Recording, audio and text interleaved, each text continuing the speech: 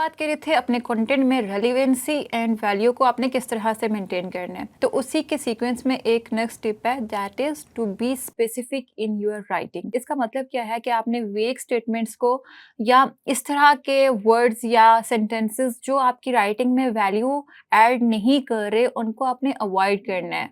Instead of them you have to provide precise and detailed information about any topic.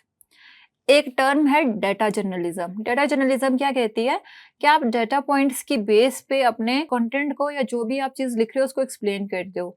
तो आप भी कोशिश करो कि अपने राइटिंग में डेटा को इंक्लूड करो जितना पॉसिबल हो, फैक्ट्स को इंक्लूड करो, चीजों को एक्सप्लेन करो। जैसा कि आपको स्क्रीन पर एक एग्जांपल नजर आ रही है जहां पर मैंने एक्सप्लेन किया हुआ है वेग स्टेटमेंट क्या है, स्पेसिफिक स्टेटमेंट उसकी क्या हो सकती है। For example, you can see eating fruits and vegetables is healthy.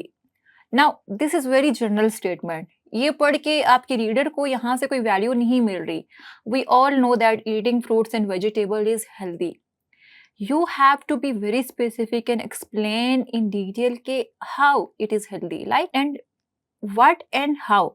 जैसे आप देख सकते हो, eating at least 5 servings of fruit and vegetable daily can reduce your risk of heart diseases by up to 30%। अब यहाँ पे हम स्पेसिफिक हो गए। Instead of writing eating fruits and vegetables is healthy, हमने यहाँ पे लिख दिया eating at least 5 serving of fruit. हमने क्वांटिटी को वहां पर डिफाइन कर दिया कि कितना आप खाओगे एंड व्हेन डेली, कि आप डेली 5 सर्विंग लोगे फ्रूट्स एंड वेजिटेबल्स की।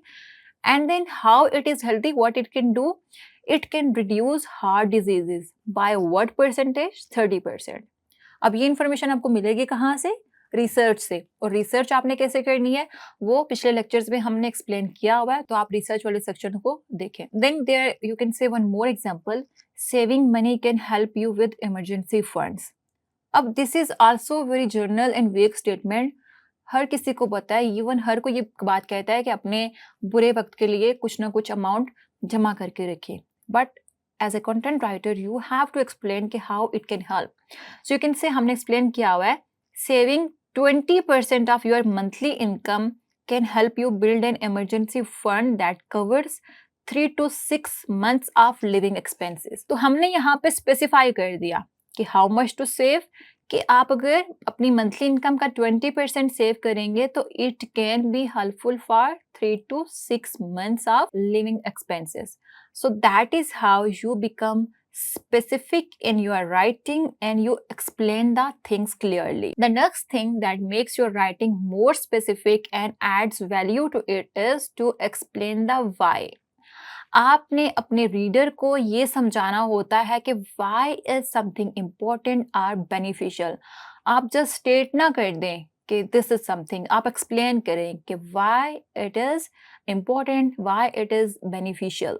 For example, instead of writing exercise regularly, अब इससे आपके रीडर को क्या वैल्यू मिल रही है? Does this sentence exercise regularly add any value, provide any value to your reader? No.